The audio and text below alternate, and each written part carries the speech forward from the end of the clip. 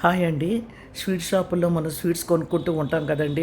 అబ్బా! చాలా బాగా చేశారని అనుకుంటూ ఉంటాం.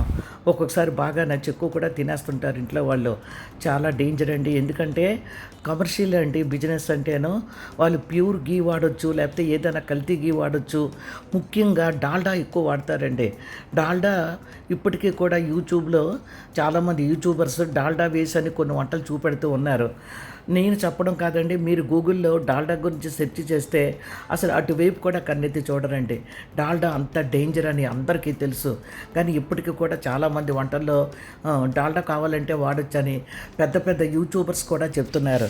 మరి ఎందుకు వాళ్ళు ఇది పట్టించుకోవడం లేదో నాకైతే అర్థం కాలేదు.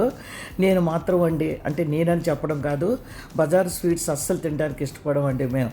అసలు తినాలనుకుంటే కష్టపడైనా చేసుకుంటాం. లేదంటే కొంచెం బద్ధకం అనిపిస్తే ఇలాగ స్టవ్ లేకుండా పని లేకుండా నాకు ఎప్పుడు బుద్ధి పుడితే అప్పుడు నువ్వులు, వేరుశనగ పప్పు సమాన క్వాంటిటీలో తీసుకొని వేయించేసి చక్కగా పౌడర్ చేసి ఎయిర్ టైట్ బాక్స్లో పెట్టి ఉంచుకుంటానండి.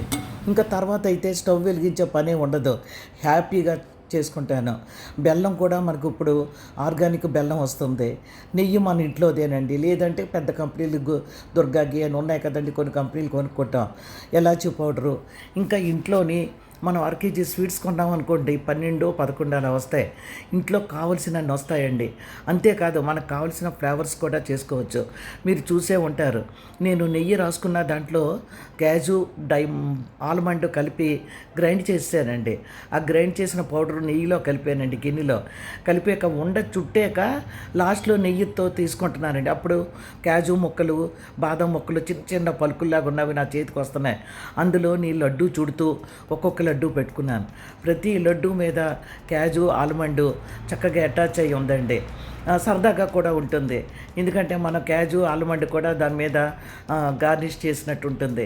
చాలా ఈజీగా చేసుకోవచ్చండి. ఇంకా కొలతలు అంటారా, కేజీ పల్లీలు అనుకోండి, నేనైతే 200 గ్రామ్సే వేసానండి. కేజీ నువ్వులకి నేను 200 గ్రామ్సే వేసాను. మరీ తీపిగా కాకుండా మరీ కరెక్ట్గా బాగుంది అన్నట్టు. మీకు తీపిని బట్టి కావాలనుకుంటే ఇంకొక 100 గ్రామ్స్ పెంచుకోవచ్చు. చాలా ఈజీ అండి. బెల్లంతో మనకి ఉండలాగా వచ్చేస్తుందండి. అందులో 2 స్పూన్లు నెయ్యి వేసానండి. 2 స్పూన్లు ఏమో గార్నిష్ ఉంచాను. ఎంత అందంగానో రుచిగానో తయారయ్యే లడ్డూలు.